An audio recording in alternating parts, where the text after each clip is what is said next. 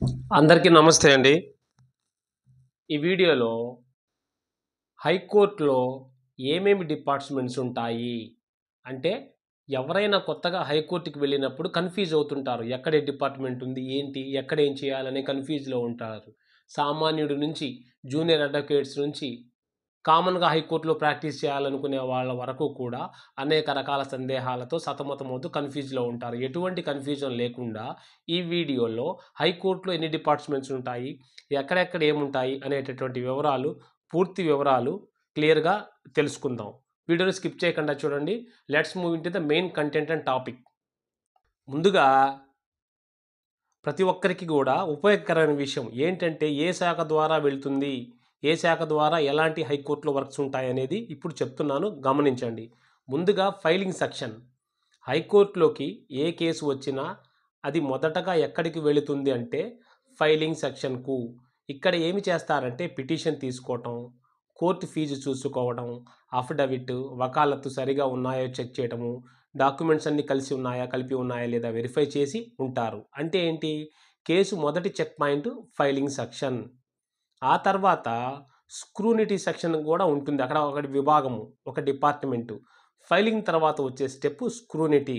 ఇక్కడ స్టాఫు మీ పిటిషన్ పేపర్‌లను line by line check చేస్తారు. ఎక్కడైనా తప్పు ఉంటే అబ్జెక్షన్ పెడతారు. వకీల్ లేదా పార్టీ అవి రెక్టిఫై చేసి తిరిగి సమర్పించాలి. అంటే పేపర్‌లు సరిగా లేకపోతే ఇక్కడే ఆపేస్తారు. అంటే ఫైలింగ్ సెక్షన్ తర్వాత స్క్రూనిటీ సెక్షన్. ఆ తర్వాత మూడవది ముఖ్యమైనది రిజిస్ట్రీ అండ్ జనరల్ అడ్మినిస్ట్రేషన్ అన్నమాట. ఇది ఒక డిపార్ట్‌మెంటు. రిజిస్ట్రీ అనేది హైకోర్టు యొక్క మెయిన్ అన్నమాట. ఇక్కడ కేసులకు నంబర్ ఇస్తారు. బెంచ్ ఏది? ఏ జడ్జి?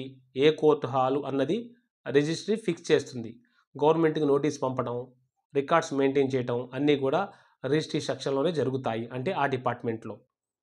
ఆ తర్వాత మరొక ముఖ్యమైనది లిస్టింగ్ సెక్షన్. అంటే కాజ్ లిస్ట్ సెక్షన్ అంటారు. ఎవరి కేసు ఏ రోజు జడ్జి ముందుకొస్తుంది? మనం కోర్ట్ హాల్‌లో కనపడే కాజ్ లిస్ట్ ఎవరు తయారు చేస్తారు? ఇది లిస్టింగ్ సెక్షన్ పననమాట. Bench allotment, daily cause list, urgent hearing approvals everything goes through listing section అనమాట. కాబట్టి కోర్ట్‌లో మీ కేసు ఎప్పుడు వస్తుందో ఈ లిస్టింగ్ సెక్షన్ డిపార్ట్‌మెంట్ శాఖే నిర్ణయిస్తుంది. మరో ముఖ్యమైనటువంటి విభాగము రిట్ సెక్షన్. అంటే ఆర్టికల్ 226 కింద వచ్చే అన్ని రిట్ పిటిషన్స్‌ను అంటే హేబియస్ కార్పస్, మాండమస్, సెర్షియోరారీ, ప్రొహిబిషన్, కో వారంటీ ఇవన్నీ కూడా ఈ శాఖలోనే ఉంటాయి. రిట్ మ్యాటర్స్ చాలా అర్జెంట్‌గా ఉంటాయి కాబట్టి ప్రత్యేకంగా నిర్వహిస్తారు. దాని తర్వాత వచ్చేది క్రిమినల్ సెక్షన్. హైకోర్ట్‌లో క్రిమినల్ మ్యాటర్స్ ఎన్నున్నాయి? Criminal appeals, criminal revisions, bail petitions, quash petitions, anti petitionary bails, anticipatory bails ఇవన్నీ గూడా హ్యాండిల్ చేసే ప్రత్యేక విభాగం క్రిమినల్ సెక్షన్. ఆ తర్వాత వచ్చేది సివిల్ సెక్షన్. ఇది కూడా ఒక విభాగము. అంటే civil appeals, civil revisions, civil miscellaneous petitions, injunction orders, stay orders, civil side case ఈ శాఖ నుంచే ప్రాసెస్ అవుతాయి. అంటే ఏంటి? డిస్ట్రిక్ట్ కోర్ట్ నుంచి వచ్చిన అప్పీల్స్ కూడా ఇక్కడే రిసీవ్ అయ్యి ప్రాసెస్ చేస్తూ వర్క్ చేయబడతాయి. మరొక ముఖ్యమైన section copy section. Court order, government order, case file copy ఇలాంటివన్నీ కావాలంటే మనము అప్లికేషన్ వేస్తాం గదా! అది చూసేది కాపీ సెక్షన్ అన్నమాట.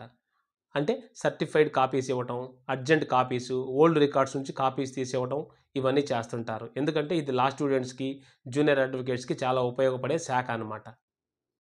ఆ తర్వాత వచ్చేది రికార్డ్ రూము. హైకోర్టుకి వచ్చే అన్ని కేసులు ఫైల్స్ ఎక్కడ ఉంచుతారు? Old files, disposed case files చాలా ఉంటాయి. ఇవన్నీ రికార్డ్ రూమ్‌లో ఉంచుతారు. ఒక కేసు 10 సంవత్సరాల తర్వాత రీఓపెన్ కావాలంటే ఇక్కడి నుంచి ఫైల్ తీసుకుంటారు. దాన్ని రికార్డ్ రూమ్ కింద తీసుకుంటాం మనం. ఆ తర్వాత అకౌంటింగ్ సెక్షన్ ఉంటుంది. అంటే court fee, fine, amounts, staff salaries, tenders, payments అన్నీ గూడా ఏందంటే అకౌంట్ బ్రాంచ్ చూస్తుంది. హైకోర్ట్ యొక్క మొత్తం ఆర్థిక లావాదేవీలన్నీ గూడా ఈ అకౌంట్ సెక్షన్ నుంచే నిర్వహించబడతాయి. తర్వాత మరొక ముఖ్యమైనటువంటి విభాగం అంటే శాఖ ఎస్టాబ్లిష్మెంట్ సెక్షన్. హైకోర్టులో పనిచేసే ఉద్యోగుల appointments, transfers, promotions, leave approvals, service records ఇవన్నీ చూసేది కూడా ఎస్టాబ్లిష్మెంట్ సెక్షన్. ఆ తర్వాత సెక్షన్ లైబ్రరీ సెక్షన్. అంటే జడ్జెస్, లాయర్స్, లా క్లర్క్స్ అందరికి అవసరమైనటువంటి law books, journals, supreme court judgments, updated news అన్నీ కూడా లైబ్రరీలో ఉంచుతారు. ఇది చాలా అడ్వాన్స్‌డ్ మరియు డిజిటల్ కూడా ఉంటుంది. ఉపయోగపడుతుంది అందరికీ.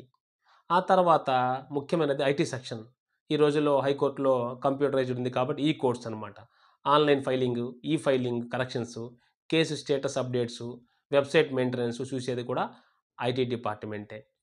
ఈ విధంగా హైకోర్టులో అనేక రకాల విభాగాలు అంటే ఏంటంటే సెక్షన్స్, డిపార్ట్‌మెంట్స్ ఉంటాయి. ఆ తర్వాత మరొక ముఖ్యమైనది AG department, advocate general office. ఇది టెక్నికల్‌గా హైకోర్టులో కాకపోయినా హైకోర్టు వర్క్‌లో ముఖ్యమైన శాఖ. గవర్నమెంట్ తరపున కేసులు ఆర్గ్యూ చేసే వకీలు, గవర్నమెంట్ ప్లీడర్సు, స్పెషల్ కౌన్సిలు అందరూ గూడా ఏజీ డిపార్ట్‌మెంట్‌లో మనకి అందుబాటులో ఉంటారు.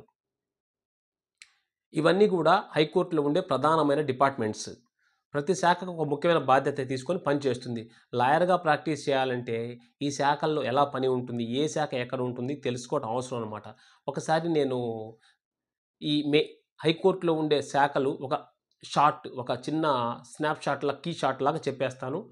అంటే filing section, scrutiny section, registry general administration, listing section, writ section, criminal section, civil section, copy section, record room ఉంటుంది, accounting section, establishment section, library section, IT section, AG department. ఈ విధంగా అన్ని రకాల డిపార్ట్మెంట్స్ కూడా పనిచేస్తూ ఉంటాయి. ఎవరైనా జూనియర్ అడ్వకేట్స్ కానీ మొట్టమొదటిసారి హైకోర్టుకి వెళ్ళిన వాళ్ళు కంగారు పడకుండా ఎక్కడ ఏ డిపార్ట్మెంట్ ఉందో ఒకసారి పరిశీలించి తెలుసుకుంటే మనం సునాయాసంగా వెళ్ళవచ్చు. ఈ వీడియో ద్వారా నా ఇన్ఫర్మేషన్ షేర్ చేశాను. నేను కూడా ఈ వీడియోల ద్వారా కొంత నేర్చుకుంటూ ఉన్నాను. ఆ క్రమంలో నేను మీకు వీడియోలు అందించడం జరిగింది. ఎందుకంటే హైకోర్టుకి వెళ్ళినప్పుడు ఎక్కడ అప్పీల్ చేయాలి, ఎక్కడ ఐటీ శాఖ ఉంటుంది, అన్ని శాఖల గురించి కూడా వివరించాను. ఈ వీడియో అందరికీ ఉపయోగపడుతుంది. జూనియర్స్‌కి ప్లస్ మొదటగా హైకోర్టులో ప్రవేశించిన వారికి. వీడియో అందరికీ షేర్ చేయండి. అవగాహన పెంచుకోండి. నెక్స్ట్ వీడియోలో మంచి కంటెంట్‌తో కలుద్దాము. బీఎన్ఎస్ సీరీస్ చేస్తున్నాను. భారతీయ న్యాయ సంహిత. కొన్ని సెక్షన్స్ వారీగా ఏ సెక్షన్‌కి ఎంత పనిష్మెంట్, ఏ సెక్షన్ దేనికి ఉపయోగపడుతుందనే విషయాలు కూడా తెలియజేస్తూ వస్తున్నాను. Please follow that. Thank you for watching. See in the next video.